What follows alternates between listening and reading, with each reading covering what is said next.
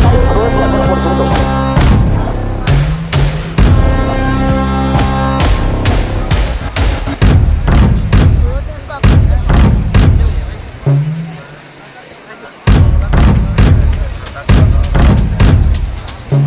এদিকে সামাজিক বার্তা, এই ধরনের মানুষ, সমাজ সেবা কিভাবে মানুষ এখনো রয়েছে, বিশেষ করে রং এই সময়টা